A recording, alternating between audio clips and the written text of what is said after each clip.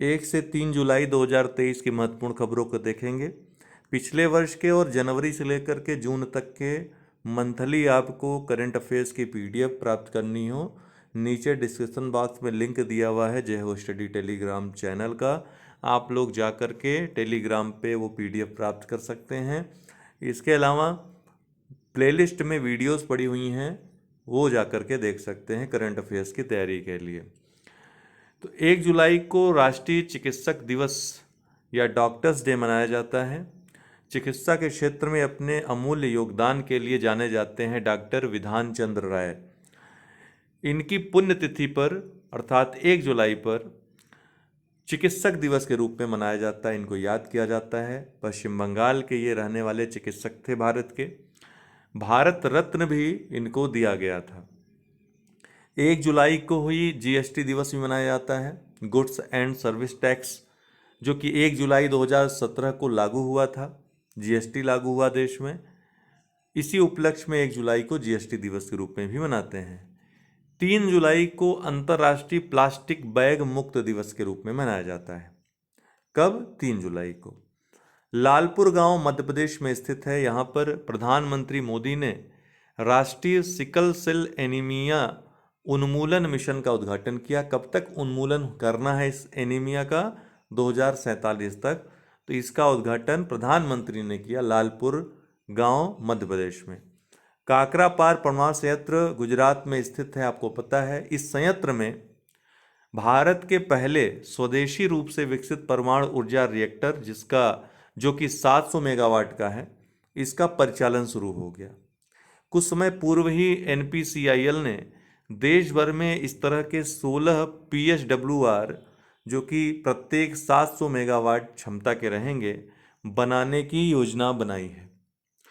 तो उसी में से एक है काकरा पार परमाणु संयंत्र गुजरात में, जो कि संचालित किया जा रहा है, परिचालन इसका शुरू हुआ है।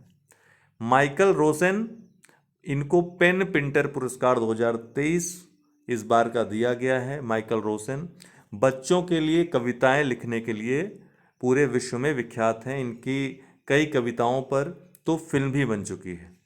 इलेक्ट्रॉनिक निर्यात 2023 में तमिलनाडु भारत का शीर्ष इलेक्ट्रॉनिक्स निर्यातक बन गया है। पिछले वर्ष 2022 में तमिलनाडु चौथे स्थान पे था, पहले स्थान पे कर्नाटक था। वहीं अब तमिलनाडु चौथे से पहले स्थान पे आ गया है। उत्तर प्रदेश दूसरे स्थान पे बना हुआ है। पिछली बार भी उत्तर प्रदेश दूसरे स्थान पे था, कर्नाटक पहले पे था। तो उत्तर प्रदेश के स्थान पे कोई परिवर्तन नहीं हुआ है। कर्नाटक पहले से तीसरे पे चला गया है। चौथे स्थान पे महाराष्ट्र भी बरकरार है। पिछले वर्ष महाराष्ट्र तीसरे स्थान पे था। तो ये दोनों वर्षों का याद रखिएगा। 2022 में पहले पे कर्नाटक था, दूसरे पे उत्तर प्रदेश, तीसरे पे महाराष्ट्र, चौथे पे तमिलनाडु। वहीं 2023 में तमिलनाडु पहले स्थान पे हो गया है, दूसरे पे उत्तर प्रदेश, फिर कर्नाटक और महाराष्ट्र। तो उत्तर प्रदेश का स्थान नहीं चेंज हुआ है, बाकी तीनों का स्थान चेंज हुआ है। उत्तर प्रदेश में हाल ही में 7 उत्पादों को जीआई टैग प्रदान किया गया। किसे किसे? अमरोहा ढोलक, महोबा के गौरा पत्थर शिल्प को, मैनपुरी तारकशी को, संबल के हार्नक्राफ्ट को, बागपत के होम फर्निशिंग, बाराबंकी हैंडलूम उत्पाद को और कालपी के हैंडमेड पेपर को जीआई टैग प्रदान किया गया है। दीपक पारेख ये कौन है, पूछ सकता है। तो 46 वर्षों बाद एचडीएफसी के अध्यक्ष पद से इन्होंने इस्तीफा दे दिया। बहुत कम आयु में 35 या 37 वर्ष में ये एचडीएफसी के अध्यक्ष बने थे। तब से उन्होंने एचडीएफसी को नई ऊंचाइयों तक पहुंचाया, उसे सबसे बड़ी प्राइवेट बैंक बनाया, वाणिज्यिक बैंक बनाया भारत की। तो 46 वर्षों बाद एचडीएफसी बैंक के अध्यक्ष पद से इन्होंने इस्तीफा दे दिया दीपक पारेख ने। नई दिल्ली, यहाँ पर बैंकिंग ऑन वर्ल्ड हेरिटेज आयोजित किया गया। G20 देशों के जो नोट हैं उसका इसमें प्रदर्शन किया गया। तो बैंकिंग ऑन वर्ल्ड हेरिटेज आयोजित अपने तरह का पहला आयोजन था, नई दिल्ली में आयोजित हुआ। वहीं नई दिल्ली में प्रधानमंत्री के द्वारा 1 जुलाई को 17वीं भारतीय सहकारी कांग्रेस को संबोधित किया गया। कहाँ पे? नई दिल्ली में। इसका विषय क्या था? Amrit Kaal, prosperity through cooperation for a vibrant India. LF model ए ये है क्या? तो दोस्तों एलएफ मॉडल एक कंपनी है, वो एयरक्राफ्ट संबंधी जो उपकरण है बनाती है। यूएसए के द्वारा प्रमाणित दुनिया की पहली इलेक्ट्रिक फ्लाइंग कार ये बन गई है। एलएफ मॉडल ए इसका नाम है।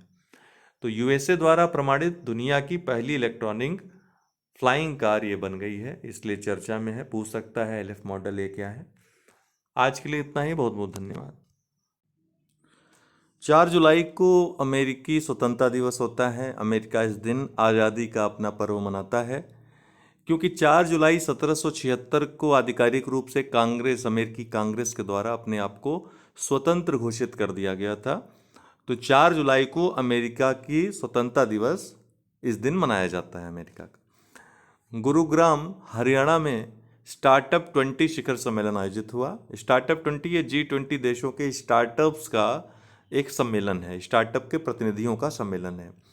कहाँ आयोजित हुआ? गुरुग्राम हरियाणा में। ग्लोबल पीस इंडेक्स वैश्विक शांति सूचकांक 2023 जो कि 163 देशों के लिए प्रतिवर्ष जारी होता है, किसके द्वारा जारी होता है? सिडनी ऑस्ट्रेलिया स्थित संस्था IEP के द्वारा, institute of economic and peace के द्वारा जारी होता है। इस क्रम में ये 17वां संस्करण है। 2006 में पहली बार ये जारी हुआ था। 84 देशों में सुधार दर्ज किया गया है पीस इंडेक्स में, वहीं 79 देशों में गिरावट देखी गई है शांति में। इसके साथ ही इसका एक निष्कर्ष ये है कि हिंसा होती है तमाम तरह की, विश्व की GDP को 12.9% नुकसान होता है, लगभग 13% नुकसान होता है। इस सूचकांक में पहले स्थान पे आइसलैंड है, दूसरे पे डेनमार्क है, तीसरे पे आयरलैंड है, चौथे पे न्यूजीलैंड है, पांचवें पे ऑस्ट्रिया है। ये 5 जो है दुनिया के सबसे शांतिपूर्ण देश हैं। भारत की स्थिति में सुधार देखा गया है। 2022 में भारत 135वें स्थान पे था, वहीं इस बार सूचकांक में 126वें स्थान पर है। वहीं लगातार 5वें वर्ष अफगानिस्तान सबसे निचले पायदान पे है, 163वें स्थान पे। सागर निधि अभी हाल ही में चर्चा में है। क्या है ये? तो भारत का अनुसंधान पोत है। बांग्लादेश और मॉरिशस के वैज्ञानिक इस संयुक्त अभियान में अभी हाल ही में शामिल हुए, इसलिए चर्चा में आया। हरियाणा की टीम ने भोपाल मध्य प्रदेश की राजधानी, यहाँ पर आयोजित 6ठे युवा महिला राष्ट्रीय मुक्केबाजी चैंपियनशिप जीत ली है। 5 स्वर्ण सहित कुल 13 पदक हरियाणा ने अपने नाम किए। यूक्लिड मिशन, ये यूक्लिड एक गणितज्ञ थे, उनके नाम पर इस मिशन का नाम रखा गया है। यूरोपीय अंतरिक्ष उपग्रह का नाम है यूक्लिड, और ये किस लिए भेजा गया है? डार्क मैटर की खोज के लिए। डार्क मैटर ऐसा माना जाता है कि जो अंतरिक्ष है, पूरा ब्रह्मांड है, उसका केवल 5% ही दृश्य है, बाकी 95% जो भाग है वो डार्क मैटर से बना हुआ है। तो उसी की खोज के लिए यूक्लिड मिशन भेजा गया है, ताकि ब्रह्मांड के जो अथाह रहस्य हैं उनका कहीं से कोई सुराग मिल सके। ड्रीम 11 आप सबको पता ही है, BCCI द्वारा भारतीय टीम का मुख्य प्रायोजक इसको घोषित कर दिया गया। 3 वर्ष अब ये भारतीय टीम जो क्रिकेट टीम है उसके टी-शर्ट पर रहेगा। तो ड्रीम 11 BCCI द्वारा भारतीय टीम का मुख्य प्रायोजक घोषित किया गया है। अक्षर क्या है? अक्षर एक नदी क्रूज है दोस्तों। अहमदाबाद साबरमती नदी पर, वो जो रिवर फ्रंट है उसके पास ये चलाया जाएगा। गृह मंत्री अमित शाह द्वारा इसको लॉन्च किया गया। तो अक्षर क्या है? नदी क्रूज है। किस नदी पर? साबरमती नदी पे। कहाँ पे लॉन्च हुआ? अहमदाबाद में, गुजरात में। तो आज के लिए इतना ही, बहुत बहुत धन्यवाद। 5 जुलाई की महत्वपूर्ण खबरों को देखेंगे। पुट्टुपर्थी, देखिए आंध्र प्रदेश में स्थित है यह स्थान पुट्टुपर्थी। यहाँ प्रधानमंत्री मोदी के द्वारा साईं हीरा ग्लोबल कन्वेंशन सेंटर का उद्घाटन किया गया। पूछेगा डायरेक्ट प्रश्न, कहाँ किया गया? पुट्टुपर्थी, आंध्र प्रदेश में। अभी हाल ही में खाद्य मंत्रियों का राष्ट्रीय सम्मेलन कहाँ पर आयोजित हुआ? तो नई दिल्ली में आयोजित हुआ। मेहसाणा, गुजरात में मेहसाणा जिला है, वहाँ स्थित एक गांव है, नाम है बोरियावी। ये क्यों अभी चर्चा में रहा? क्योंकि गृह मंत्री अमित शाह, जो कि पहले सहकारिता मंत्री भी हैं, इनके द्वारा देश के पहले सहकारी संचालित सैनिक स्कूल की आधारशिला मेहसाणा में बोरियावी गांव में रखी गई, गुजरात में। लखनऊ उत्तर प्रदेश सरकार के द्वारा समर्पित बंदर वन, बंदरों के संरक्षण के लिए, उनके सुरक्षा के लिए लखनऊ में यह बंदर वन बनाने की योजना बनाई है उत्तर प्रदेश सरकार ने। बिहार पक्षी गणना 2023 बिहार राज्य के द्वारा, राज्य सरकार द्वारा कराई गई, जिसके महत्वपूर्ण निष्कर्ष इस प्रकार हैं कि बिहार में पक्षियों की कितनी प्रजातियां पाई गई? 205 प्रजातियां पाई गई। सर्वाधिक पक्षी कहाँ पर हैं? तो भागलपुर जिले में है सर्वाधिक पक्षी बिहार में। भागलपुर व जमुई में, इन दो जिलों में आर्द्र भूमियों में रहने वाले जल पक्षियों की संख्या जो है वो सर्वाधिक है।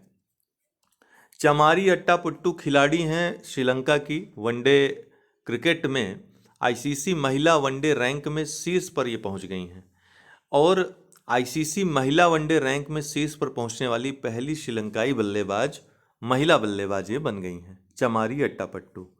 मैक्स वेरस्टेपन, इन्होंने अभी हाल ही में ऑस्ट्रियाई ग्रांड प्रिक्स जीत लिया, फार्मूला 1 कार रेसर हैं, रेड बुल की तरफ से ये खेलते हैं। दुकम बंदरगाह ओमान में स्थित बंदरगाह है, भारत के लिए सामरिक दृष्टि से अति महत्वपूर्ण है, रणनीतिक दृष्टि से, इसीलिए हाल ही में एनएसए अजीत डोभाल का यहाँ पर दौरा हुआ है, इसलिए ये चर्चा में आया है, पूछ सकता है। ऊर्जा संक्रमण सूचकांक 2023 विश्व आर्थिक मंच WEF के द्वारा ये जारी होता है। 2023 के सूचकांक में पहले स्थान पे स्वीडन है, दूसरे पे डेनमार्क है, तीसरे पे नॉर्वे है, भारत 67वें स्थान पे है इस सूचकांक में। लिथियम काफ़ी चर्चा में रहा ये धातु, इसके बारे में जान लीजिए महत्वपूर्ण बातें। ये नरम चांदी जैसी सफ़ेद धातु है, मानक परिस्थितियों, सामान्य परिस्थितियों में सबसे हल्की धातु और सबसे हल्का ठोस तत्व भी यह माना जाता है लिथियम को। अत्यधिक प्रतिक्रियाशील है और ज्वलनशील है, इसीलिए इसको खनिज तेल में संग्रहित किया जाता है, खुले में नहीं रखा जाता है। सबसे बड़े इलेक्ट्रॉनिक जो व्हीकल्स हैं, आपके मोबाइल जो आप यूज़ करते हैं, स्मार्टफोन आज यूज करते हैं, ये लिथियम के कारण ही संभव हो सका है। लिथियम की इसमें आवश्यकता पड़ती है, यही कारण है कि जिन देशों में लिथियम का निर्माण होता है, लिथियम आयन बैटरीज का निर्माण होता है, वो देश आज के समय में मैन्युफैक्चर के क्षेत्र में देखें तो बहुत आगे निकल चुके हैं। चाइना उसका एक बड़ा उदाहरण है।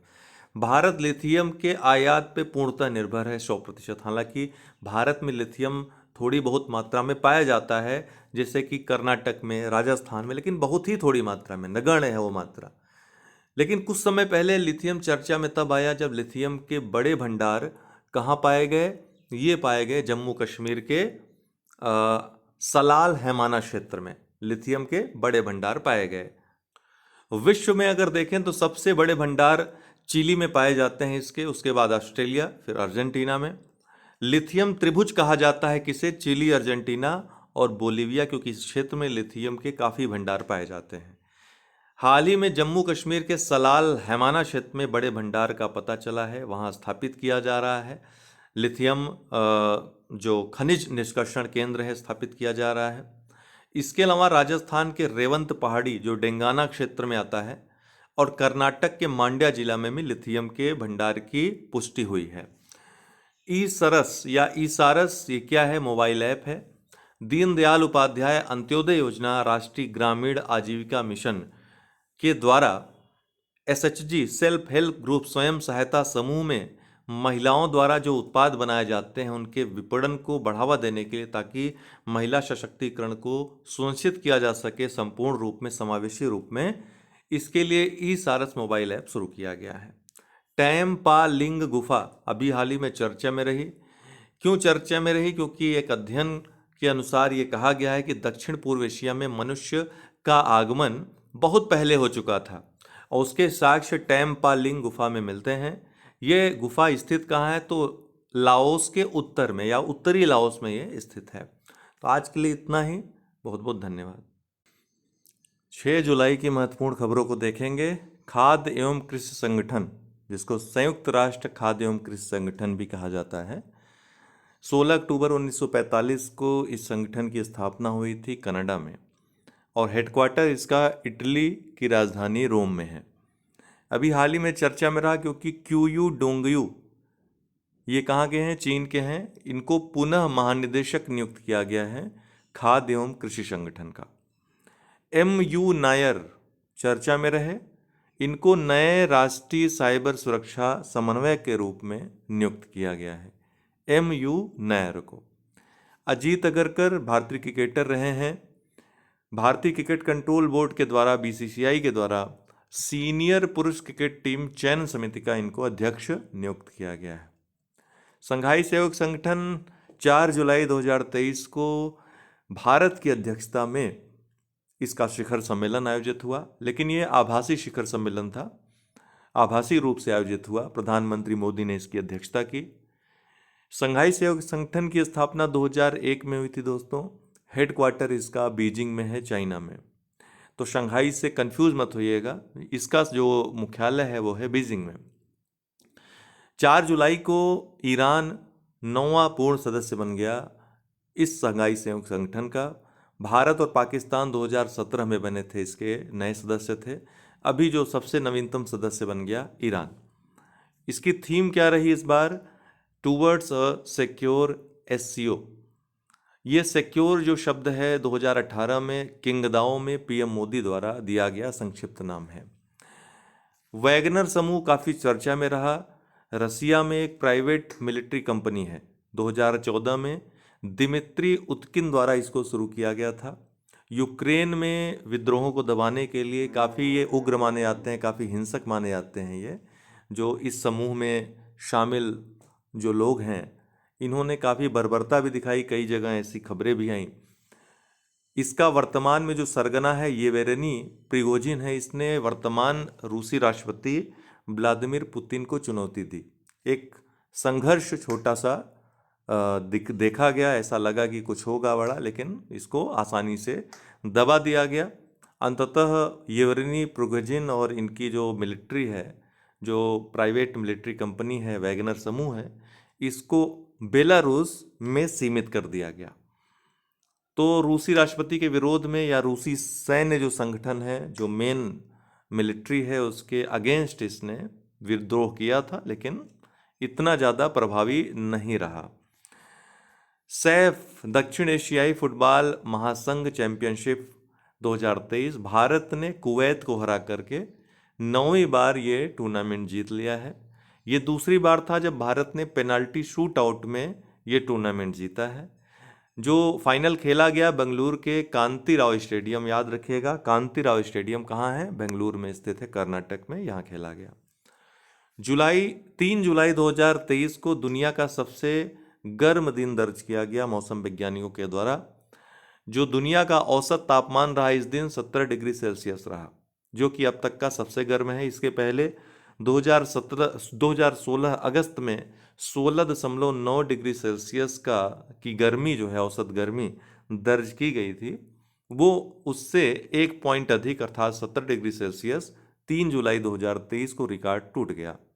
पिचावरम मैंग्रोव वन क्षेत्र अभी हाल ही में पुनर्वास कार्यों को लेकर के चर्चा में रहा। कहाँ पर स्थित है, याद रखिएगा, तमिलनाडु में स्थित है। Bharat 6G alliance, B6G alliance, ये पूछ सकता है क्या है या कौन कौन शामिल हैं, इसमें कंट्रीज के नाम दे सकता है, गलत हो जाएगा। याद रखिएगा, सार्वजनिक निजी कंपनियां, शिक्षाविद, अनुसंधान संस्थान और मानक विकास संगठनों का एक सहयोगी मंच है, जो विशेषतः 6th जनरेशन जो प्रौद्योगिकी है उसको बढ़ावा देने के लिए, भारत को अग्रणी भूमिका में लाने के लिए शुरू किया गया है। इसका लक्ष्य अंतर्राष्ट्रीय सहयोग को बढ़ावा देना 6G क्षेत्र में, और अन्य प्रौद्योगिकियां जो इससे जुड़ी हुई हैं, वैश्विक 6G गठबंधनों में शामिल होना, उनके साथ समन्वय स्थापित करना, भारत में 6G प्रौद्योगिकियों को बढ़ावा देना, बौद्धिक संपदा, 5G और 6G व अन्य समाधानों का अग्रणी वैश्विक आपूर्तिकर्ता भारत को बनाना, ये सब लक्ष्य हैं इसके। आज के लिए इतना ही, बहुत बहुत धन्यवाद। साल्वेक्स क्या है? भारत अमेरिकी नौसैन्य बचाव और विस्फोटक आयुध निपटान अभ्यास है। इसका 7वां संस्करण कोच्चि केरल में आयोजित हो रहा है। साल्वेक्स 67वां टाई सम्मेलन। टाई मतलब travel agents association of India, काफ़ी चर्चित है इस समय। तो ये सम्मेलन कहाँ पर आयोजित हो रहा है? कोलंबो, श्रीलंका में। मिशन वात्सल्य हाल ही में चर्चा में रहा। महिला व बाल विकास मंत्रालय के द्वारा एक समिति को ये निर्देश दिया गया कि अनाथ और संकट में जी रहे बच्चों की पहचान करें ताकि उनकी त्वरित रूप से मदद की जा सके। तो ये 2021 में महिला एवं बाल विकास मंत्रालय के द्वारा मिशन वात्सल्य को शुरू किया गया था। बच्चों की, विशेषकर जो संकटमय परिस्थितियों में जी रहे हैं, उनकी सुरक्षा और कल्याण के लिए शुरू किया गया था। इसके तहत बहुत सारे कार्यक्रम चलाए गए, जिसमें पास्को फास्ट ट्रैक कोर्ट्स भी देश में जो वर्तमान में 415 स्थापित हो चुके हैं, ऐसे अन्य कदम उठाए जा रहे हैं इसके तहत। जेनेवा, स्विट्जरलैंड में इमर्जिंग पेस मेकर्स फोरम का दूसरा संस्करण आयोजित हुआ। कहाँ पे? जेनेवा में। मोजेक वायरस, देखिए मोजेक कई तरह के वायरस होते हैं और विशेषतः सब्जी वाले फसलों को ये नुकसान पहुंचाते हैं। अभी हाल ही में दो तरह के मोजेक वायरस चर्चा में रहे, एक टोमेटो मोजेक और दूसरा कुकुम्बर मोजेक। इन दोनों ही वायरसों ने उत्तर और दक्षिण भारत में तबाही मचा दी टमाटर की फसलों को बर्बाद करके, और वर्तमान में आप सब देख रहे हैं कि टमाटर के भाव जो है बहुत ज़्यादा बढ़ गए हैं। उसका कारण इसी को ठहराया जा रहा है। बुद्ध नीलकंठ धर्मशाला कहाँ पर स्थित है, पूछ सकता है। तो ये काठमांडू, नेपाल में स्थित है। भारतीय सहायता से निर्मित है। हाल ही में वहाँ के उपराष्ट्रपति के द्वारा इसका उद्घाटन किया गया है। जिमेक्स 2023 ये जापान और भारत का समुद्री अभ्यास है, विशाखापट्टनम में शुरू हुआ है। आज के लिए इतना ही। बहुत बहुत धन्यवाद। मध्य प्रदेश ने 13वीं हॉकी इंडिया जूनियर महिला चैंपियनशिप जीत ली है, झारखंड को हरा करके। 13वीं हॉकी इंडिया जूनियर महिला चैंपियनशिप मध्य प्रदेश ने जीती। दीपिका देशवाल, ये कोविड काल जब था तो समाज सेवा इन्होंने की, और इतनी ज़्यादा की कि इनको Guinness book of world record है उसमें इनका नाम दर्ज किया गया। तो काफ़ी चर्चा में पहले से थी। संयुक्त राष्ट्र में भी इन्होंने भाषण दिया था। अभी हाल ही में तीसरी बार इन्होंने संयुक्त राष्ट्र को संबोधित किया, और 3 बार भाषण देने वाली संयुक्त राष्ट्र में पहली भारतीय महिला और सबसे कम उम्र की भारतीय महिला बन गई। वृंदा ग्रोवर, ये UNHRC के द्वारा यूक्रेन पर 3 सदस्यीय अंतर्राष्ट्रीय जांच आयोग का सदस्य इनको नियुक्त किया गया है। यूक्रेन में रूस की सेना है, उसने किस तरह से मानवाधिकार का हनन किया है, इसकी जांच के लिए यूक्रेन पर 3 सदस्यीय एक अंतर्राष्ट्रीय जांच आयोग बैठाया गया है। इसकी सदस्य एक वृंदा ग्रोवर हैं। IGI हवाई अड्डा, इंदिरा गांधी अंतर्राष्ट्रीय हवाई अड्डा Delhi, elevated cross taxiway system इसने लागू किया, और ऐसा करने वाला देश का पहला हवाई अड्डा बन गया है। कौन? IGI हवाई अड्डा, देश का पहला। बाढ़ सुपर थर्मल पावर प्रोजेक्ट, कई बार आया है बाढ़ नदी कहाँ पर है, तो ये कहाँ है? बिहार में है। वहीं पर बाढ़ सुपर थर्मल पावर प्रोजेक्ट है NTPC का, बिहार में ये स्थित है, लेकिन झारखंड, उड़ीसा और सिक्किम को भी इससे लाभ प्राप्त होता है। NTPC के द्वारा हाल ही में 660 मेगावाट की एक नई इकाई यहाँ पर प्रारंभ की गई है, तो इसकी क्षमता अब बढ़ जाएगी 660 मेगावाट।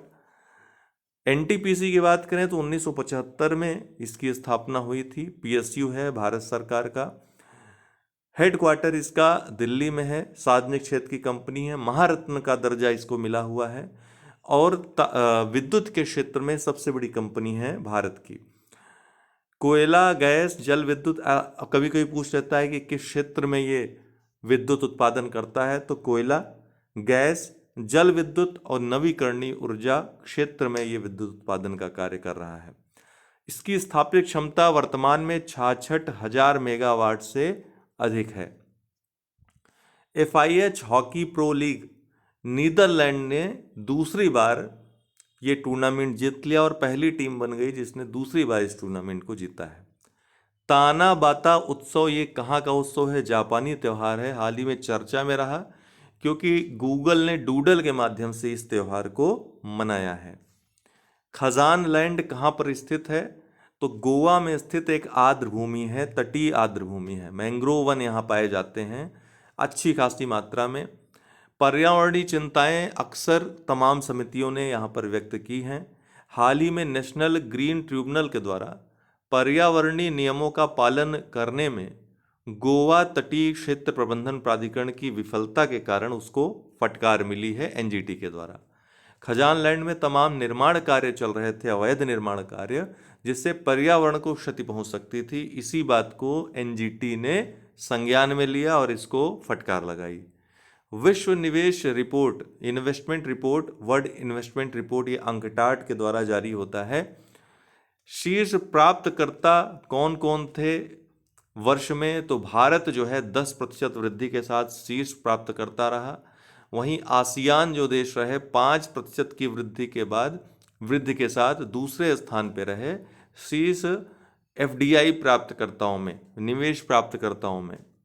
वैश्विक एफडीआई का एशिया को 50% प्राप्त होता है, या एशिया का 50% हिस्सा है वैश्विक एफडीआई का। एक और निष्कर्ष है कि भारत, चीन, सिंगापुर, हांगकांग और यूएई विकासशील देशों में ये 5 ऐसे देश हैं जिनका एफडीआई में 80% हिस्सा है। तो ये महत्वपूर्ण फैक्ट्स हैं, इनको याद रखिएगा। संयुक्त राज्य अमेरिका अपने अंतिम घोषित रासायनिक हथियारों के भंडार को इसने नष्ट कर दिया है। इसका नाम जीवी नर्व एजेंट से भरे रॉकेट के रूप में इसको जाना जाता था। प्रथम विश्व युद्ध से ही ये चर्चा में था, तो इसको हाल ही में अमेरिका ने नष्ट कर दिया, इसकी घोषणा की। रेकजाविक आइसलैंड की राजधानी है। हाल ही में यहाँ पर 24 घंटों में 2200 भूकंप दर्ज किए गए। ऐसा इसलिए था क्योंकि ज्वालामुखी गतिविधियां अचानक से यहाँ पर बढ़ गईं। तो 24 घंटों में 2200 भूकंप दर्ज किए गए आइसलैंड की राजधानी रेकजाविक के आसपास। तो आज के लिए इतना ही दोस्तों, बहुत बहुत धन्यवाद। 11 जुलाई को विश्व जनसंख्या दिवस के रूप में मनाया जाता है। 2023 की जो थीम रखी गई है, लैंगिक समानता की शक्ति को उजागर करना, unleashing the power of gender equality.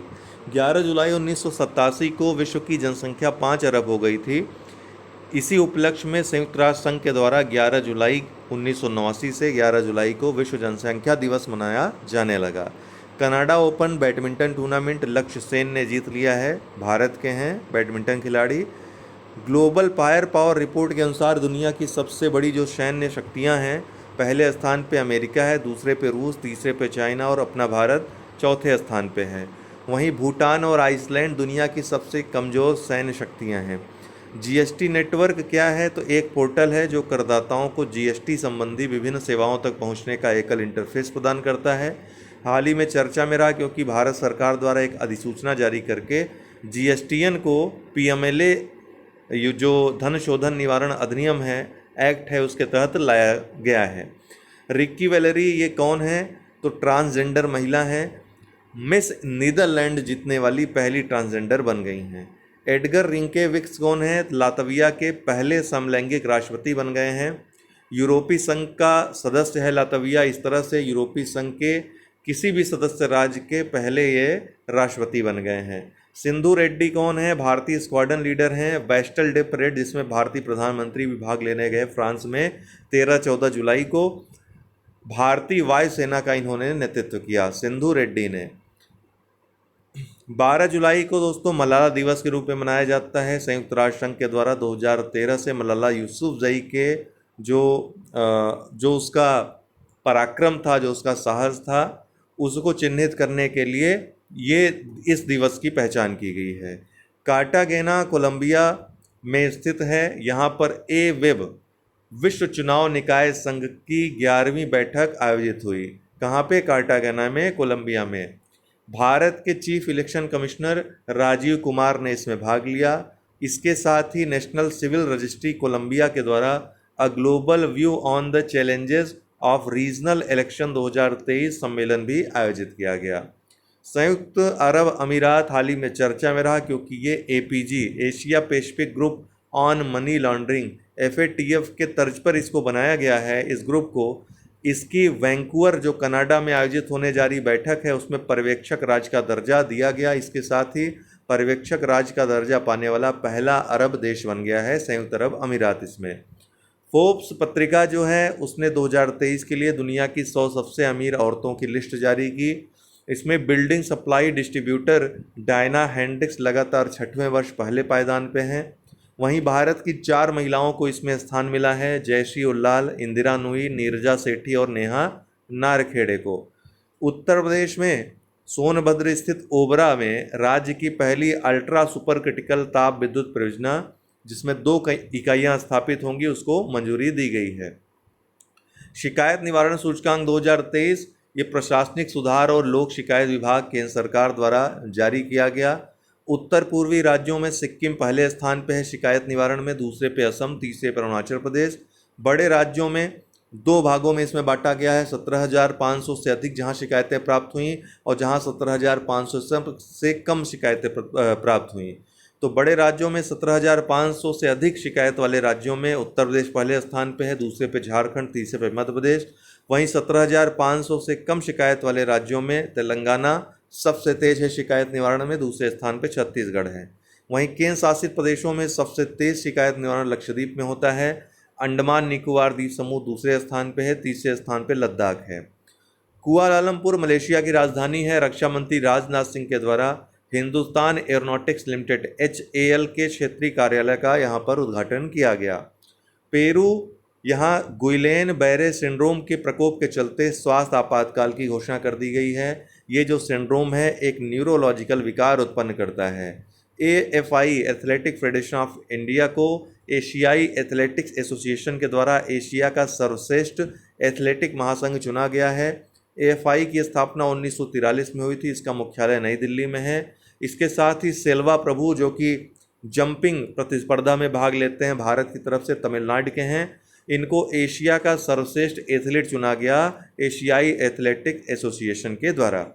संयुक्त राष्ट्र ने एक रिपोर्ट प्रकाशित की है जो कि UNDP के जो आपका मल्टी डायमेंशनल पॉवर्टी इंडेक्स है, बहुआयामी गरीबी सूचकांक है, उससे लिया गया है। इसके अंतर्गत भारत में 2005-06 से 2019 से 21 के बीच, अर्थात 2005-06 में जो गरीबी का स्तर था भारत में 55.1% गरीब थे, वहीं 2019 से 21 के बीच भारत में 16.4% गरीब रह गए हैं। तो अब तक 415 मिलियन लोग गरीबी से बाहर निकले हैं इस प्रकार से। और ये जो उपलब्धि है मात्र 15 वर्ष की न्यूनतम अवधि में प्राप्त हुई है, ये बड़ी उपलब्धि है। अप्रैल 2023 में भारत चीन को पछाड़ गया। महीना याद रखिएगा, कब पूछेगा, संयुक्त राष्ट्र की रिपोर्ट है। अप्रैल 2023 में भारत चीन को पछाड़कर दुनिया की सबसे अधिक आबादी वाला देश बन गया।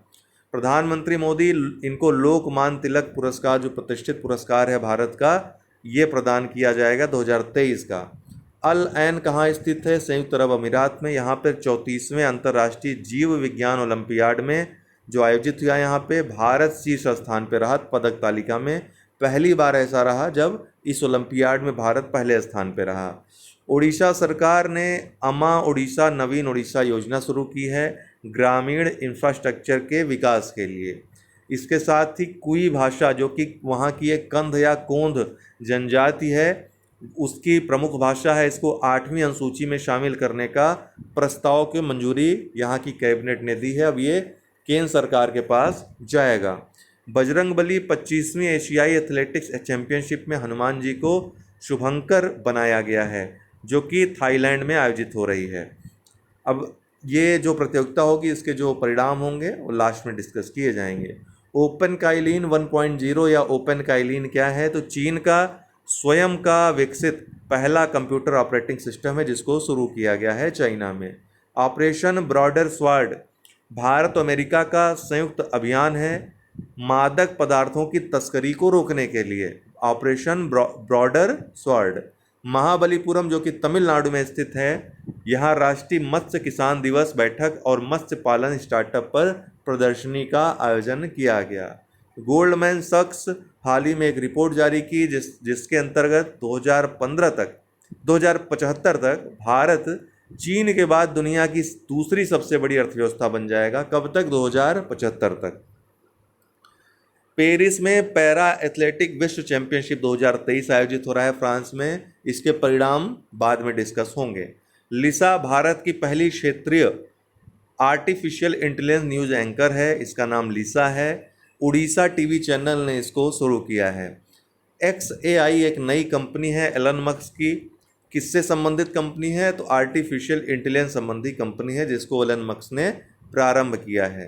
प्रधानमंत्री मोदी फ्रांस व यूएई की 3 दिवसीय यात्रा पे हैं। फ्रांस में 13-14 जुलाई के बेस्टिल डे परेड में हिस्सा लेने प्रधानमंत्री गए थे। चंद्रयान 3 14 जुलाई 2023 को लॉन्च हो चुका ऑलरेडी, आगे डिस्कस करेंगे। दुधवा नेशनल पार्क लखीमपुर खीरी और बहराइच जिलों में फैला हुआ, मुख्यतः लखीमपुर खीरी में स्थित है। 2 माह में 4 बाघों की मृत्यु हो गई जिसके कारण चर्चा में आ गया है।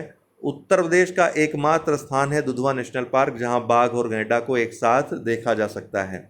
ब्रुसीलोसिस ये एक जीवाणु संक्रमण है, पशुओं से जो मवेशी हैं उनसे मनुष्यों में फैलता है। हाल ही में कोल्लम या केरल में एक मामला इससे संबंधित सामने आया। ध्यान रखिएगा, ब्रुसीलोसिस जीवाणु जनित संक्रमण है, विषाणु जनित नहीं है।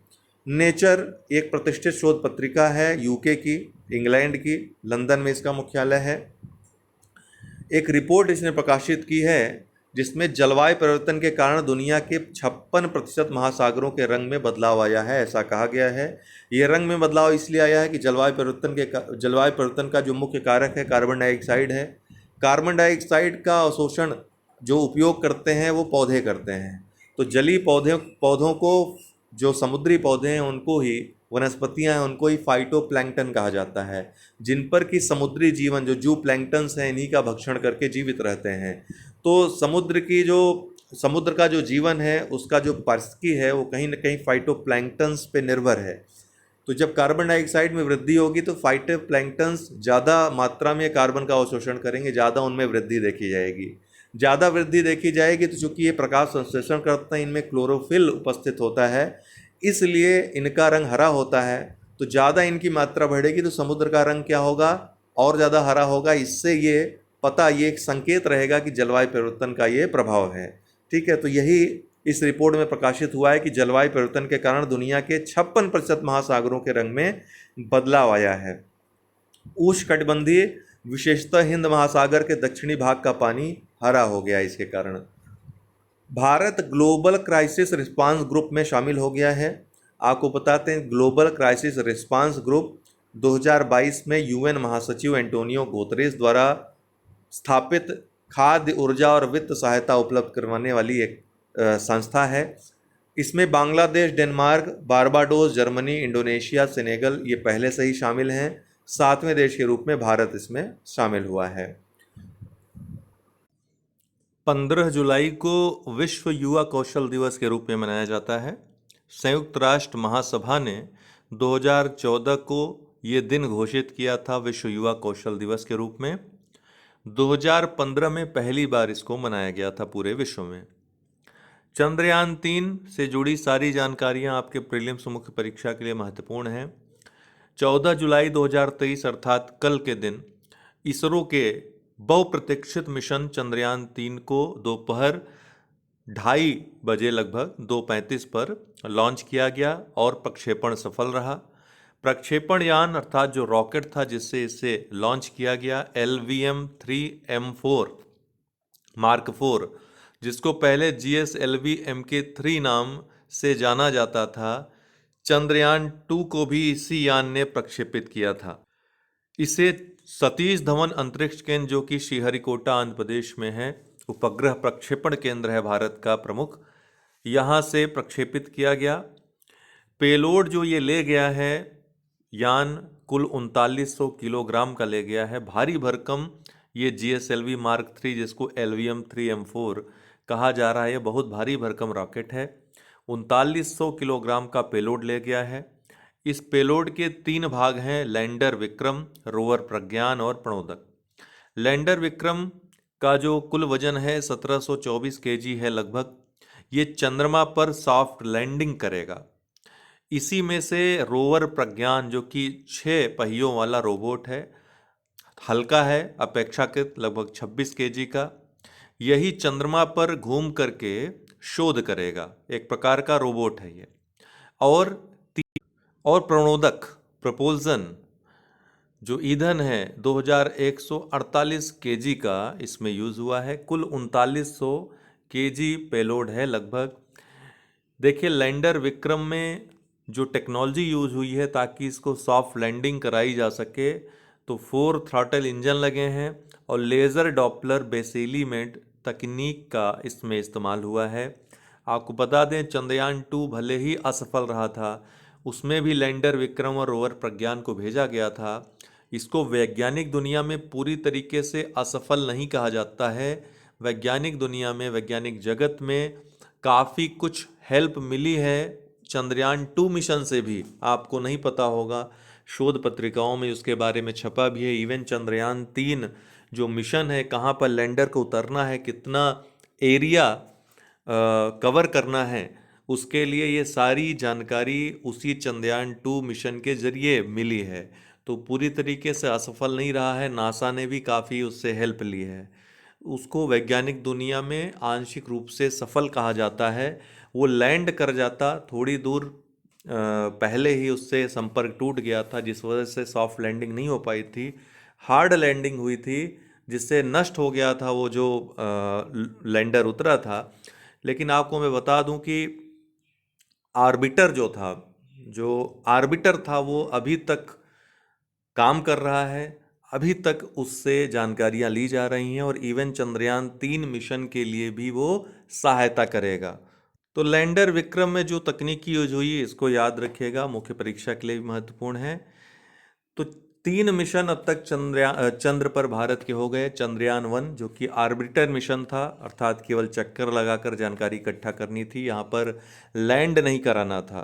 तो ये 22 अगस्त 2008 को भारत ने भेजा था। PSLV एक्सेल C11 से इसको भेजा गया था और ये पूरी तरीके से सफल रहा था।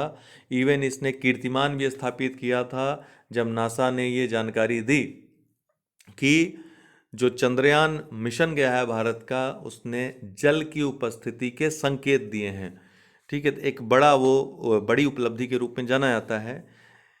इसी से प्रेरित होकर चंद्रयान 2 को भेजा गया था 22 जुलाई 2019 को। लेकिन ये दुर्भाग्यवश असफल रहा पहुंचने के ठीक पहले। GSLV Mk3 का इस्तेमाल किया गया था रॉकेट का इसके लिए, जो कि भारत का सबसे शक्तिशाली रॉकेट है।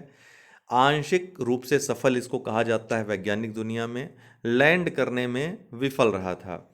चंद्रयान 3, तो इसमें चंद्रयान 2 की भांति इसमें भी लक्ष्य रखा गया है। क्या लक्ष्य रखा गया है कि चंद्रमा के दक्षिणी बिंदु पर, जहां पर अभी तक कोई जानकारी नहीं है, वहां पर सॉफ्ट लैंडिंग कराई जा सके। सूर्य का प्रकाश वहां नहीं पहुंचता, तो वहां बहुत ठंडा प्रदेश है, वहां पर सॉफ्ट लैंडिंग कराई जाए। और ऐसा करने वाला भारत दुनिया का पहला देश हो जाएगा अगर ऐसा हो जाता है। ठीक चंद्रयान 2 के साथ भी यही चीज़ थी। इसकी लागत 615 करोड़ रुपए बताई जा रही है कि कुल लागत इस परियोजना में 615 करोड़ रुपए आई है। इसका प्रक्षेपण इसरो ने किया है। इसरो का हेडक्वार्टर बेंगलुरु में है। 15 अगस्त 1969 की इसकी स्थापना हुई थी अंतरिक्ष क्षेत्र में भारत के विकास के लिए। इसके अध्यक्ष वर्तमान में एस सोमनाथ हैं। अटल वयो अभ्युदय योजना, भारत सरकार ने योजना शुरू की है। इस नाम से नाम याद रखना है, अटल वयो अभ्युदय योजना। तो भारत सरकार की योजना है, वरिष्ठ नागरिकों को सशक्त बनाने के लिए इसमें विभिन्न कार्यक्रम शुरू किए जाएंगे। ये मल्टी लेवल पे काम करेगा। असम, यहाँ मानव हाथी संघर्ष रोकने के लिए गजह कोथा अभियान चलाया गया। इसके पहले भी इस नाम से अभियान चलाया गया है असम में, और काफ़ी उससे कंट्रोल करने में सफलता भी पाई है। प्रधानमंत्री मोदी को फ्रांस का सर्वोच्च सम्मान, जो नागरिक और सैन्य दोनों क्षेत्रों में सर्वोच्च है, grand cross of the legion of honour दिया गया। और ऐसा ये सम्मान पाने वाले पहले भारतीय प्रधानमंत्री बन गए हैं। प्रधानमंत्री मोदी को अब तक कुल फ्रांस को मिलाकर 14 देशों से सर्वोच्च राजकीय सम्मान वहाँ का मिल चुका है। कहाँ कहाँ से? तो फ्रांस का तो अभी मिला, इसके पहले मिस्र का मिला था, ऑर्डर ऑफ नाइल जो था। फिर पपुआ, उसके पहले पपुआ न्यूगिनी से, उसके पहले फिजी से, फिर पलाऊ से इसके पहले मिला था, भूटान से मिला था, यूएसए से मिल चुका है, बहरीन से मिल चुका है, मालदीवा से मिल चुका है, रूस से 2019 में मिला है, यूएई से मिला है, फिलिस्तीन से मिला है, अफगानिस्तान से और सऊदी अरब से। इन 14 देशों से जो है वहाँ का सर्वोच्च जो नागरिक सम्मान है, सर्वोच्च सम्मान, वो नवाजा जा चुका है पीएम मोदी को। तो आज के लिए इतना ही, बहुत बहुत धन्यवाद। चलिए तेजी से साप्ताहिक 17 से लेकर के 23 तक देख लेते हैं खबरों को। 17 जुलाई को विश्व अंतर्राष्ट्रीय न्याय दिवस के रूप में मनाया जाता है, क्योंकि 17 जुलाई 1998 को अंतर्राष्ट्रीय अपराध न्यायालय के रोम संधि पर हस्ताक्षर हुए थे। 120 देशों ने हस्ताक्षर किए थे, जिसके कारण कि अंतर्राष्ट्रीय आपराधिक न्यायालय 1 जुलाई 2002 से कार्य करना आरंभ किया। अर्थात स्थापना अंतर्राष्ट्रीय आपराधिक न्यायालय की रोम संधि के आधार पर 1 जुलाई 2002 को हो गई थी। क्योंकि इस संधि पर हस्ताक्षर 17 जुलाई 1998 को हुआ था, इसलिए 17 जुलाई को विश्व अंतर्राष्ट्रीय न्याय दिवस के रूप में मनाया जाता है। ध्यान ये रखिएगा कि भारत ने इस संधि पर हस्ताक्षर नहीं किए हैं। बाल तस्करी, इस पर IOM international organisation for migration तथा हार्वर्ड विश्वविद्यालय की एक रिपोर्ट आई है, जिसके अनुसार दुनिया भर में आधे से अधिक बाल तस्करी में पीड़ितों की तस्करी उनके ही देश में की जाती है। नमदा कला, ये पारंपरिक कश्मीरी शिल्प है। भेड़ के ऊन और हाथ की कढ़ाई से सम्मिश्रित एक कालीन बनाया जाता है। इससे शाह-ए-हमदान सूफी संत द्वारा इसको शुरू किया गया था। कौशल भारत परियोजना के माध्यम से इस लुप्त होती कला को पुनर्जीवित किया गया है। क्या? नमदा कला। नॉर्वे, यहाँ फास्फेट का विशाल भंडार खोजा गया हाल ही में, लगभग 70 अरब टन का। उत्पादन में जो फास्फेट के चीन नंबर 1 पे है पूरे विश्व में। पूछेगा फास्फेट का विशाल भंडार कहाँ खोजा गया हाल ही में? नॉर्वे में। भारत में एपेटाइट और रॉक फास्फेट दोनों ही प्रकार के फास्फेट की उपलब्धता बहुत कम है। यहाँ तक कि भारत एपेटाइट के मामले में पूर्णतः आयात पर निर्भर है। वहीं रॉक फास्फेट का भी आयात होता है अधिकतर मात्रा में, लेकिन कुछ स्थानों पे उत्पादन भी होता है, जैसे राजस्थान और मध्य प्रदेश। परसीवरेंस रोवर, ये नासा का रोवर है। किससे संबंधित है? तो मंगल ग्रह के क्रेटर पर गया है। हाल ही में मंगल ग्रह के क्रेटर में इसने कार्बनिक यौगिकों के साक्ष्य खोज की है, इसलिए ये चर्चा में आया है। 18 जुलाई को अंतर्राष्ट्रीय नेल्सन मंडेला दिवस मनाया जाता है। राष्ट्रीय बहुआयामी गरीबी सूचकांक हाल ही में नीति आयोग द्वारा जारी किया गया। ये दूसरा संस्करण है। NFHS 5 के आंकड़ों को इसका आधार बनाया गया और इसकी तुलना की गई है NFHS 4 के आंकड़ों के साथ। इसके अनुसार सभी 12 आयामों में भारत में सुधार दर्ज किया गया है। भारत में बहुआयामी गरीबों की जो संख्या है 2015-16 के 24.85% से घट करके वर्ष 2019-21 में 14.96% रह गई है। तो इस प्रकार से गरीबी में इन 5 वर्षों में 9.89% की कमी आई है। 5 वर्षों में अगर संख्या में देखा जाए तो 13.5 करोड़ लोग बहुआयामी गरीबी से मुक्त हुए हैं। इसमें शहरी क्षेत्र में 8.65% से गिर करके गरीबी 5.27% रह गई है। वहीं ग्रामीण क्षेत्रों में ज़्यादा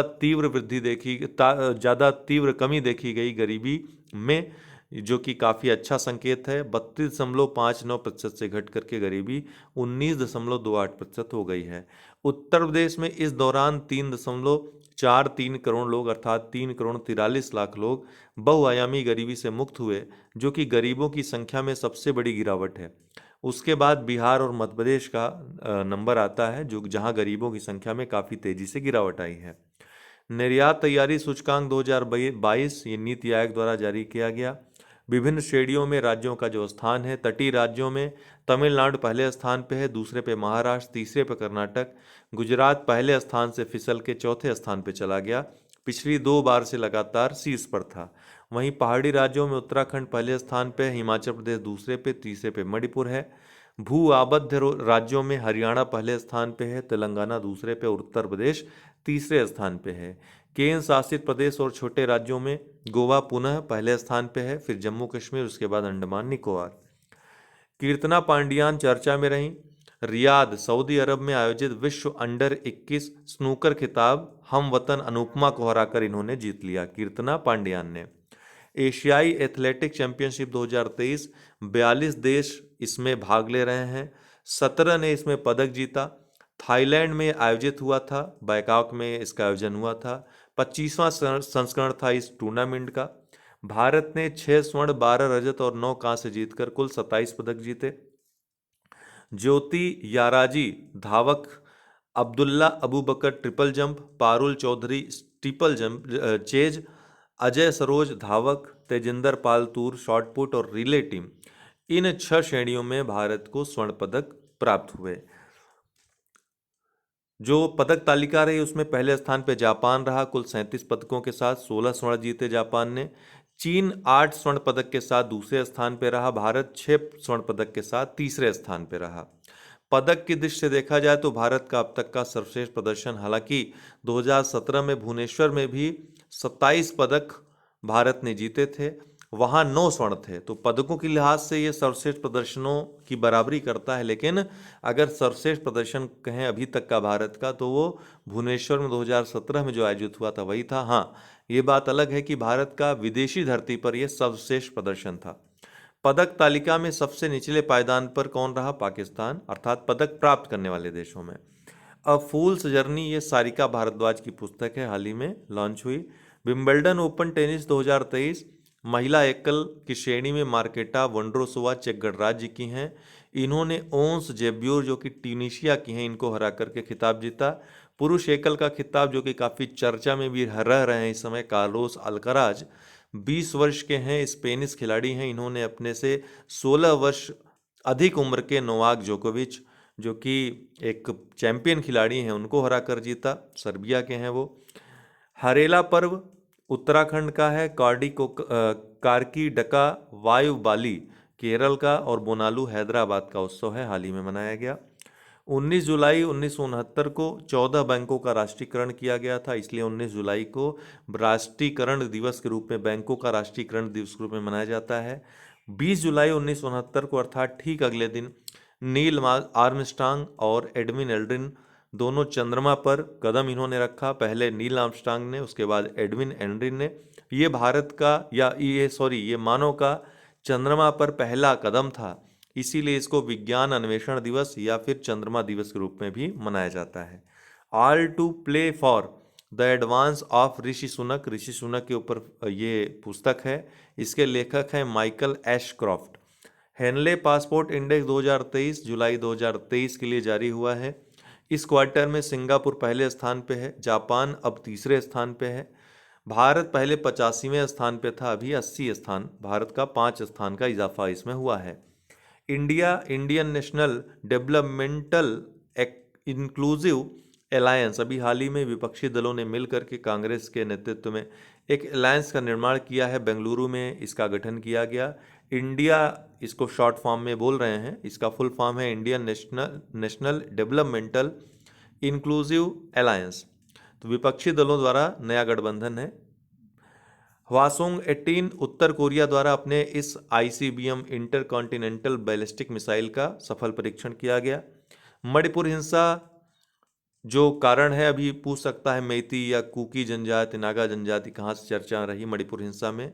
मेइती को अनुसूचित जनजाति में शामिल करने के हाईकोर्ट के आदेश के बाद यहाँ पर हिंसा काफ़ी चरम सीमा पर पहुँच गई थी। फिक्की EY की हाल ही में रिपोर्ट जारी हुई है सड़क दुर्घटनाओं से संबंधित। इसका कहना है रिपोर्ट का कि सड़क दुर्घटनाओं में प्रतिवर्ष 15 लाख लोगों की मौत भारत में हो जाती है, जो कि वैश्विक स्तर का 11% भाग यह है। वैश्विक स्तर पर सड़क दुर्घटनाओं में हर 24 सेकंड में एक जान जाती है, ये इस रिपोर्ट में कहा गया है। नई दिल्ली के प्रगति मैदान में 2 दिवसीय पुस्तकालय महोत्सव का आयोजन हो रहा है। विरासत वृक्ष की बात करें तो उत्तर प्रदेश सरकार राज्य के सभी 75 जिलों में चिन्हित 948 विरासत वृक्षों के संरक्षण व सौंदर्यीकरण के लिए विरासत वृक्ष अंगीकरण योजना प्रदेश सरकार ने आयोजित की है। उत्तर प्रदेश में कुल 948 विरासत वृक्ष हैं, इनमें अधिकांश वाराणसी में हैं। विरासत वृक्षों की बात करें तो वे वृक्ष जिनकी प्रजातियां या जो वृक्ष 100 वर्ष से अधिक पुराने हैं उनको विरासत वृक्ष के रूप में नामित किया जाता है। राकेश पाल भारतीय तट रक्षक बल के 25वें महानिदेशक बनाए गए हैं। 1978 में रक्षा मंत्रालय के अंतर्गत भारतीय तट रक्षक बल की एक स्वतंत्र बल के रूप में स्थापना हुई थी। राग प्रकाश, ये ओम प्रकाश कौल की पुस्तक है, हाल ही में लॉन्च हुई। 22 जुलाई को राष्ट्रीय ध्वज अंगीकरण दिवस मनाया जाता है, क्योंकि 22 जुलाई 1947 को ही हमारा तिरंगा अर्थात राष्ट्रीय ध्वज अपनाया गया था। प्रयागराज, यहाँ 8 अक्टूबर 2023 को अर्थात आने वाले अक्टूबर में वायुसेना दिवस परेड और फ्लाई पास्ट आयोजित होगा। क्यूएस छात्रों के लिए सर्वश्रेष्ठ शहर की रैंकिंग में हाल ही में लंदन लगातार 5वीं बार शीर्ष पर रहा। शीर्ष 100 में कोई भी भारतीय शहर नहीं रहा। 118वें स्थान पर अर्थात भारत की तरफ से जो शीर्ष पे रहा वो मुंबई रहा। परमाणु ऊर्जा संबंधित हाल ही में सरकार ने आंकड़े जारी किए हैं, जिसके अनुसार वर्तमान में भारत की जो परमाणु ऊर्जा विद्युत क्षमता है 7,480 मेगावाट की है। 23 परमाणु ऊर्जा रिएक्टर काम कर रहे हैं ऊर्जा उत्पन्न करने का। बिजली उत्पादन में इसका जो हिस्सा है 2.8% है। इस रिपोर्ट में कहा गया है कि 2031 तक भारत 22,480 मेगावाट से अधिक क्षमता वाला अर्थात परमाणु ऊर्जा क्षमता वाला ये देश हो जाएगा। खड़ग नदी बेसिन परियोजना कहाँ से संबंधित है? तो उड़ीसा बलांगीर जिला है, वहाँ पर ये परियोजना शुरू की गई है। अरविंद केजरीवाल दिल्ली के वंचित परिवारों को 1 किलो मुफ्त चीनी देने की इन्होंने घोषणा की। बोम्मन, ये हॉकी एशियन चैंपियंस ट्रॉफी 2023 जो कि चेन्नई में आयोजित होने वाली है, इसका शुभंकर है। बोम्मन और इनकी वाइफ को जाना जाता है जो मुदुमलाई टाइगर रिजर्व है वहाँ पर टाइगर संरक्षण के लिए। नई दिल्ली, यहाँ स्वास्थ्य मंत्री मनसुख मांडविया द्वारा वैश्विक खाद्य नियामक शिखर सम्मेलन का पहला संस्करण का उद्घाटन किया गया। विश्व पैरा एथलेटिक चैंपियनशिप 2023 पेरिस में आयोजित हुए। भारत का अब तक का सर्वश्रेष्ठ प्रदर्शन इसमें रहा। भारत ने कुल 3 स्वर्ण, 4 रजत और कांस्य 3 जीत करके अर्थात कुल 10 पदक जीत करके पदक तालिका में 19वां स्थान बनाया। इसके पहले भारत 24वें स्थान पर था जो 2019 में टूर्नामेंट हुआ था। इसके साथ ही भारत ने पेरिस में होने वाले पैरालंपिक के लिए 17 कोटा भी प्राप्त कर लिया, 17 स्थान भी प्राप्त कर लिया। अजित सिंह भाला फेंक और सुमित अंतिल भाला फेंक, इसके अलावा सचिन खिलाड़ी शॉटपुट में, इन तीनों ने स्वर्ण पदक जीता। 3 स्वर्ण पदक भारत ने इसमें जीते थे। पदक तालिका में शीर्ष पे चीन रहा, 16 स्वर्ण सहित 45 पदक इसने जीते। ब्राजील दूसरे स्थान पर रहा, 14 स्वर्ण जीते इसने। और तीसरे स्थान पर यूएसए रहा 10 स्वर्ण जीत करके। राज्यसभा के इतिहास में पहली बार उपाध्यक्षों के पैनल के 8 सदस्यों में 4 महिला सदस्य रखी गई हैं। तो आज के लिए इतना ही, बहुत बहुत धन्यवाद। टी प्रदीप प्रोफेसर हैं आईआईटी मद्रास के, इनको इंटरनेशनल एनी अवार्ड दिया गया है। उत्तर प्रदेश में मुख्यमंत्री के द्वारा हर जिले में कल्याण मंडप स्थापित करने की घोषणा की गई है ताकि कमजोर वर्गों को विवाह स्थल सुलभ रूप से और सस्ते रूप में प्रदान किया जा सके। कोरिया ओपन 2023 बैडमिंटन टूर्नामेंट था। भारतीय जोड़ी सात्विक साईराज रंकीरेड्डी और चिराग शेट्टी की जोड़ी ने इसको जीत लिया। खजुराहो एमपी मध्य प्रदेश में है। 5वां हेलीकॉप्टर व लघु विमान शिखर सम्मेलन यहाँ पर आयोजित हुआ। कहाँ? खजुराहो मध्य प्रदेश में। आईएनएस कृपाण एक मिसाइल कारबेट है, भारत ने वियतनाम को उपहार स्वरूप दिया है। डॉक्टर थानी अल जायोदी सऊदी अरब के विदेश व्यापार मंत्री हैं। विश्व व्यापार संगठन WTO के 13वें मंत्रिस्तरीय सम्मेलन जो कि अबू धाबी यूएई में आयोजित होगा 2024 में, उसका अध्यक्ष इनको चुना गया है। मेरी माटी मेरा देश आज़ादी के अमृत महोत्सव का समापन कार्यक्रम के रूप में परिकल्पित एक अभियान है, केंद्र सरकार द्वारा शुरू किया गया है। देश के विभिन्न हिस्सों की मिट्टी से दिल्ली के कर्तव्य पथ में एक उद्यान का निर्माण इससे किया जाएगा।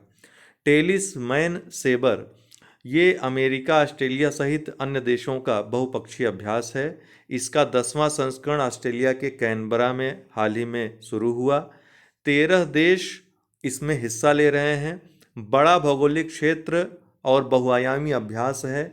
इस मामले में भौगोलिक क्षेत्र और सम्मिलित देशों के और बहुआयामी अगर देखा जाए अर्थात तीनों सेनाओं के अलावा सशस्त्र बल, साइबर सुरक्षा और आपदा प्रबंधन भी इसमें शामिल है। इस मामले में सबसे बड़ा सैन्य अभ्यास यह है। भारत, फिलीपींस, सिंगापुर तथा थाईलैंड पर्यवेक्षी के रूप में भी इसमें सम्मिलित हो रहे हैं। अस्मिता डे त्रिपुरा की हैं। मकाऊ में आयोजित junior Asia cup judo championship में इन्होंने स्वर्ण पदक जीता। डोक्सुरी ये पश्चिमी प्रशांत क्षेत्र फिलीपींस में आया सुपर टाइफून है, इससे काफ़ी तबाही मची फिलीपींस में। गोड्डा ये परियोजना झारखंड में स्थित है। 100% बिजली आपूर्ति बांग्लादेश को यहाँ से की जाएगी। ये 1600 मेगावाट क्षमता का super critical thermal power plant है जो कि अडानी ग्रुप द्वारा इसका प्रबंधन किया जा रहा है। लुडविगिया पेरुवियाना आक्रामक खरपतवार है, चर्चा में रहा वीड है। तमिलनाडु के वलपराई में हाथियों के आवास व चारागाह क्षेत्रों को इससे खतरा उत्पन्न हुआ है। ये दक्षिण अमेरिका के पेरू आदि देशों से इसकी उत्पत्ति मानी जाती है। एसडीजी के बारे में, एसडीजी 2, 3, 6, 7, 14, 15 जब भी अब जल से सीधा संबंध वाले एसडीजी लक्ष्यों की बात करेंगे तो इनकी बात करेंगे। एसडीजी 2 अर्थात दूसरे लक्ष्य में शून्य भूख है। तीसरे में अच्छा स्वास्थ्य और खुशहाली है। छठे में स्वच्छ जल और स्वच्छता है। सातवें में सस्ती व स्वच्छ ऊर्जा है। 14वें में पानी के नीचे जीवन है और 15वें में भूमि पर जीवन है। ये सभी जल से सीधा और जटिल संबंध रखते हैं। नई दिल्ली में जीसीपीएम भारत में वैश्विक रसायन व पेट्रोकेमिकल विनिर्माण केंद्र पर शिखर सम्मेलन जो कि तीसरा संस्करण था आयोजित हुआ। कहाँ? नई दिल्ली में। कुफोस अर्थात Kerala university of fisheries and ocean studies Bharat का पहला मत्स्य पालन अटल ऊष्मायन केंद्र नीति आयोग के अनुदान से यहाँ पर बनेगा। भारत का पहला इसलिए महत्वपूर्ण हो जाता है। अश्वमेध देवी बिहार राज्य के महिला आयोग की नई अध्यक्ष बनी हैं अश्वमेध देवी। आईसीसी विकास पुरस्कार 2023 ये प्रदान किए गए जो इंटरनेशनल क्रिकेट काउंसिल है उसके द्वारा। नामीबिया को ICC development initiative of the year और नाइजीरिया को 100% महिला क्रिकेट पहल पुरस्कार दिया गया। आईएसएसएफ जूनियर शूटिंग विश्व चैंपियनशिप दक्षिण कोरिया में आयोजित हुआ। भारत ने कुल 17 पदक जीते जिसमें 6 स्वर्ण, 6 रजत और 5 कांस्य पदक रहे। पहले स्थान पे इस पदक तालिका में चीन रहा 12 स्वर्ण सहित 28 पदक जीतकर। दूसरे स्थान पे भारत, तीसरे पे यूक्रेन रहा। 28 जुलाई को विश्व हेपेटाइटिस डे मनाया जाता है। 28 जुलाई 1925 को हेपेटाइटिस टीके के जनक बारूक ब्लम्बर का जन्म हुआ था। इसी उपलक्ष्य में 28 जुलाई को चुना गया विश्व हेपेटाइटिस डे के रूप में। आपको बता दें कि 28 जुलाई 1858 के दिन विलियम हर्शल जेम्स का भी जन्म हुआ था जो कि आईसीएस इंग्लैंड के आईसीएस अधिकारी थे, भारत में नियुक्त थे बंगाल क्षेत्र में। इन्होंने फिंगरप्रिंट की पहचान की थी। सबसे पहले यूरोपीय यही थे जिन्होंने फिंगरप्रिंट की पहचान की, इसका अनुप्रयोग किया। नोएडा भारत अंतर्राष्ट्रीय फर्नीचर मेला यहाँ पर आरंभ हुआ उत्तर प्रदेश के नोएडा में। नवीन पटनायक चीफ मिनिस्टर हैं उड़ीसा के। 23 वर्ष से अधिक इनका कार्यकाल हो गया है। इस मामले में अब यह दूसरे स्थान पर पहुंच गए हैं, अर्थात दूसरे सर्वाधिक कार्यकाल वाले मुख्यमंत्री हो गए हैं। इन्होंने ज्योति बसु जो कि पश्चिम बंगाल के पूर्व मुख्यमंत्री थे उनके कार्यकाल के आंकड़े को पीछे किया है। हालांकि वर्तमान में शीर्ष पर पवन कुमार चामलिंग हैं, सिक्किम के पूर्व मुख्यमंत्री जिन्होंने 25 वर्ष तक जिनका कार्यकाल रहा था। बायकुला रेलवे स्टेशन मुंबई में स्थित है। यूनेस्को के द्वारा एशिया प्रशांत सांस्कृतिक विरासत पुरस्कार इनको प्रदान किया गया। अविश्वास प्रस्ताव अनुच्छेद 75 के अंतर्गत आता है। हाल ही में प्रधानमंत्री अर्थात वर्तमान सरकार के खिलाफ लाया गया, विपक्ष ने एकजुट होकर के लाया। राज्यों के मामले में अविश्वास प्रस्ताव आर्टिकल 164 के अंतर्गत लाया जाता है। लोकसभा की बात करें तो लोकसभा के नियम 198 के तहत अविश्वास प्रस्ताव अनुच्छेद 75 की शक्तियों का प्रयोग करके लाया जाता है। अनुच्छेद 75 में क्या दिया गया है कि मंत्रिपरिषद, प्रधानमंत्री सहित पूरी मंत्रिपरिषद ये लोकसभा के प्रति सामूहिक रूप से उत्तरदायी होगी। इसी तरीके से राज्यों में मुख्यमंत्री सहित पूरी मंत्रिपरिषद ये विधानसभा के प्रति उत्तरदायी रहती है। अगर अर्थात सरकार का कोई विधेयक अगर कोई मंत्री के द्वारा लाया जाता है, गिर जाता है, तो पूरी सरकार गिर जाती है। ये लोकसभा के दृष्टि से अगर देखें केंद्र में और विधानसभा की दृष्टि देखें तो राज्य में, अब तक 27 बार ये अविश्वास प्रस्ताव लाया जा चुका है लोकसभा में। 50 सदस्यों का न्यूनतम समर्थन इसके लिए होना चाहिए। लिखित नोटिस इसके लिए दी जाती है। इसके बाद स्पीकर द्वारा 10 दिनों के भीतर चर्चा के लिए तारीख निर्धारित की जाती है। 29 जुलाई को अंतर्राष्ट्रीय बाघ दिवस मनाया जाता है। संयुक्त राष्ट्र महासभा के द्वारा 2010 में इसके लिए घोषणा की गई थी, जब 2010 में रूस के पीटर्सबर्ग में 13 जो देश हैं जहां पर बाघ पाए जाते हैं उनका सम्मेलन हुआ था। वहां पे पहले निर्णय लिया गया, उसके बाद इस प्रस्ताव को यूएनजीए द्वारा भी स्वीकार कर लिया गया। उसके लिए घोषणा की गई। 2011 से प्रतिवर्ष 29 जुलाई को अंतर्राष्ट्रीय बाघ दिवस के रूप में मनाते हैं। भूटान रूबेला समाप्त घोषित कर दिया है इसने अपने यहाँ से, जिसको WHO की सहमति मिल गई है। ये एक वायरस जनित रोग है जिसको जर्मन खसरा भी बोलते हैं। इंडिया आर्टिफिशियल इंटेलिजेंस या इंडिया AI, इलेक्ट्रॉनिक व सूचना प्रौद्योगिकी मंत्रालय भारत सरकार, राष्ट्रीय ई-गवर्नेंस डिवीज़न और नार्सकॉम का संयुक्त उद्यम है। Bengaluru world cities cultural forum में ये शामिल हो गया है। WCCF, जिसकी स्थापना 2012 में लंदन मेयर के द्वारा की गई थी, और इस फोरम में शामिल होने वाला पहला भारतीय शहर ये बन गया है। WCCF का ये 41वां सदस्य बना है बेंगलुरु। भारत मंडपम नई दिल्ली में प्रगति मैदान में प्रधानमंत्री के द्वारा इस अंतर्राष्ट्रीय प्रदर्शनी सह सम्मेलन केंद्र परिसर का उद्घाटन किया गया। भगवान बसवेश्वर की अनुभव मंडप की अवधारणा से ये प्रेरित है, जिसको 12वीं सदी का संसद कहा जाता है और भारत की सबसे प्राचीन संसदों में से एक था ये। नोबैटिक एलिफेंट, ये भारत और मंगोलिया का संयुक्त युद्धाभ्यास है, हाल ही में शुरू हुआ। जिम स्की यूनाइटेड किंगडम के हैं, यूके के। इनको IPCC के अध्यक्ष के रूप में चुना गया है। IPC अर्थात inter governmental panel on climate change, संयुक्त राष्ट्र पर्यावरण कार्यक्रम अर्थात UNEP और विश्व मौसम विज्ञान संगठन अर्थात WMO, इन दोनों संस्थाओं के द्वारा 1988 में IPCC की स्थापना की गई थी, जो कि जलवायु परिवर्तन संबंधी वैज्ञानिक एक निकाय है, वैज्ञानिक अध्ययन करता है। पारकाचिक ग्लेशियर लद्दाख में स्थित है भारत में। वैज्ञानिकों द्वारा कहा गया है कि जिस हिसाब से तेजी से ग्लेशियर पिघल रहा है, इसको देखते हुए कहा जा सकता है कि आने वाले समय में इसके स्थान पर 3 नई झीलें बन सकती हैं। 29 जुलाई 2023 को बाघ दिवस के अवसर पर भारत सरकार ने अर्थात भारत के एक मंत्री ने कार्बेट नेशनल पार्क, जो उत्तराखंड में, एक प्रोग्राम में बाघ गणना रिपोर्ट, जो कि 5वां संस्करण है, इसको जारी किया। अभी तक 4 संस्करण जारी हुए थे, 5वां संस्करण यह है। 2006 में जब पहली बार गणना हुई थी तो 1411 बाघ थे।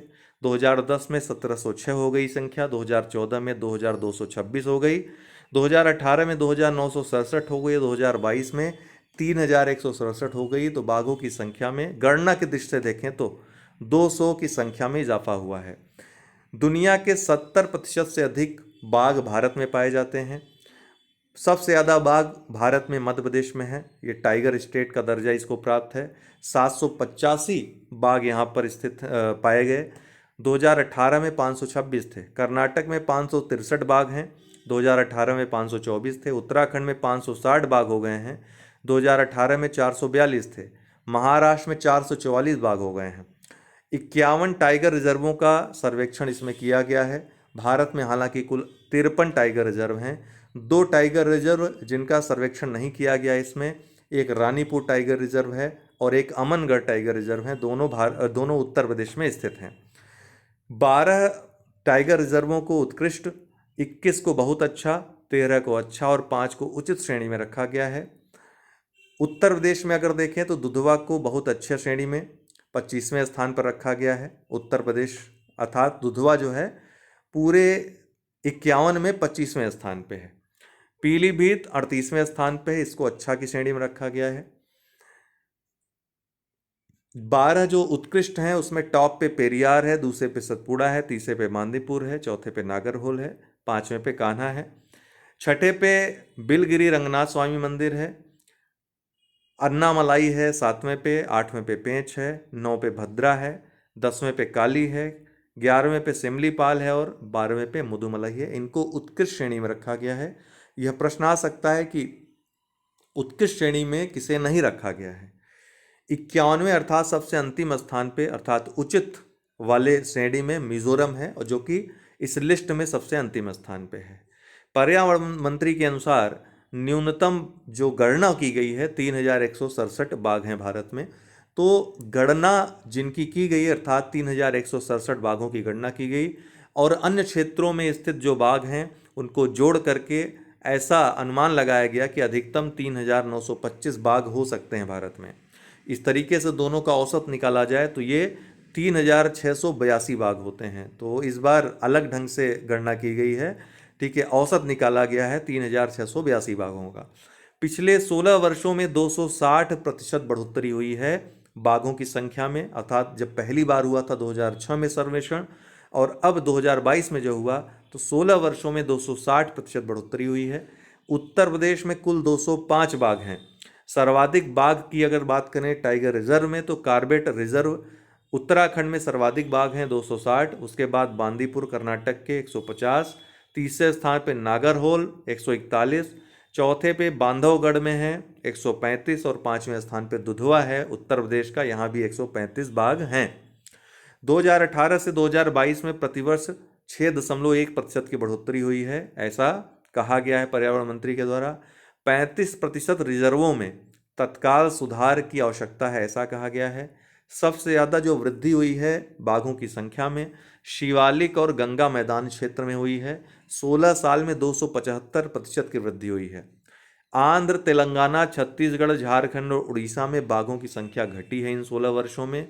यही कारण है कि मध्य क्षेत्र में मध्य प्रदेश जैसा टाइगर स्टेट होते हुए भी इसका जो स्थान है मध्य क्षेत्र का वो तीसरे स्थान, मध्य और पूर्वी क्षेत्र को तीसरे स्थान पर रखा गया है। वहीं दूसरे स्थान पे दक्षिणी और पश्चिमी घाट का क्षेत्र है, तमिलनाडु, कर्नाटक आदि का, जहाँ पे बाघों की संख्या काफ़ी बड़ी है। भारत जलवायु ऊर्जा डैशबोर्ड ICED 3.0 अर्थात तीसरा संस्करण नीति आयोग द्वारा जारी हुआ, यही पॉइंट आपको याद रखना है। ऊर्जा और जलवायु क्षेत्रों की समझ के लिए डाटा प्रबंधन के लिए इसको स्थापित किया गया है डैशबोर्ड को। स्वच्छ ऊर्जा प्रगति की निगरानी इसके द्वारा की जा सकेगी। गुवाहाटी में अंतर्राष्ट्रीय मिलिंग एंड बेकिंग तकनीकी सम्मेलन आयोजित हुआ, किसके द्वारा? वीट प्रोडक्ट्स प्रमोशन सोसाइटी के द्वारा। भारत, ऑस्ट्रेलिया व कनाडा के विशेषज्ञों द्वारा वीड बोर्ड ऑफ इंडिया का प्रस्ताव इसमें स्थापित करने के लिए रखा गया है। स्टार सी ISTARC ये भारत की पहल है, एक इनिशिएटिव है ISA का, solar technology and application resource centre इसका फुल फॉर्म है। ISA solar technology and application resource centre. हाल ही में ISA के द्वारा निर्णय लिया गया कि इसे प्रशांत द्वीपीय देशों में विस्तारित किया जाएगा इस योजना को। तो आज के लिए इतना ही। ये पूरे मंथ का करंट अफेयर्स है, इसका PDF आप लोगों को टेलीग्राम ग्रुप पे जय हो स्टडी पे मिल जाएगा। जिनको जय हो स्टडी टेलीग्राम ग्रुप ना मिल पा रहा हो, नीचे डिस्क्रिप्शन बॉक्स में लिंक दिया हुआ है, जा करके PDF डाउनलोड कर सकते हैं। बहुत बहुत धन्यवाद।